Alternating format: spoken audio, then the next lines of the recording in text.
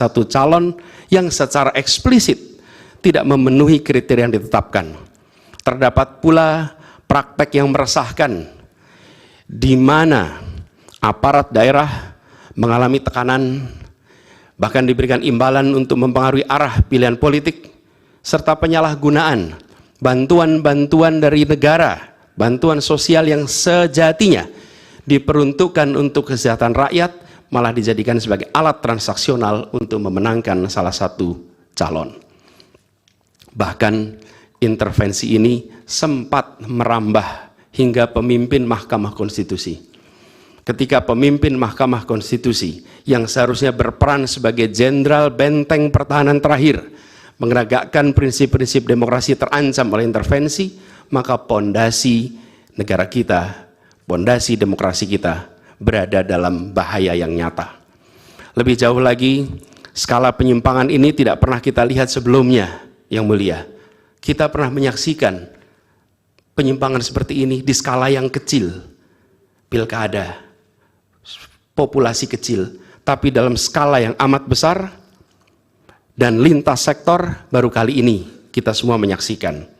Karena itulah nanti izinkan kami nanti melalui tim hukum nasional dan Timnas Amin akan menyampaikan seluruh argumen dan bukti-buktinya atas penyimpangan dan pelanggaran kepada Yang Mulia Majelis Hakim Mahkamah Konstitusi ini. Kami, waktunya 2 menit lagi. Yang Mulia Hakim Mahkamah Konstitusi yang kami hormati, kami muliakan. Apa yang kita saksikan ini bukanlah peristiwa biasa. Ini adalah titik klimaks dari sebuah proses yang panjang. Penggerogotan atas demokrasi, di mana praktek-praktek intervensi dan ketaatan pada tata kelola pemerintahan secara pelan-pelan tergerus. Oleh karena itu, Yang Mulia Hakim Mahkamah Konstitusi, di hadapan Yang Mulia, kini terbentang satu momen paling krusial dalam perjalanan demokrasi kita. Di pundak Yang Mulia terpikul tanggung jawab yang amat besar untuk menentukan arah masa depan demokrasi kita. Apakah kita akan melangkah dalam persimpangan jalan ini menjadi sebuah republik dengan rule of law atau rule by law? Demokrasi yang makin matang atau kemunduran yang sulit untuk diluruskan di tahun-tahun ke depan? Bila kita tidak melakukan koreksi saat ini, maka akan menjadi preseden ke depan di setiap pemilihan di berbagai tingkat.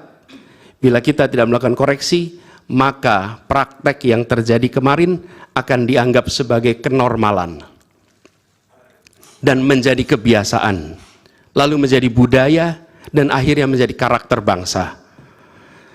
Yang Mulia Majelis Hakim Mahkamah Konstitusi, dengan rasa hormat dan penuh harap, mohon peristiwa ini jangan dibiarkan melewat tanpa dikoreksi. Rakyat Indonesia menunggu dengan penuh perhatian, dan kami titipkan semua ini kepada Mahkamah Konstitusi yang berani, independen, untuk menegakkan keadilan dengan penuh pertimbangan.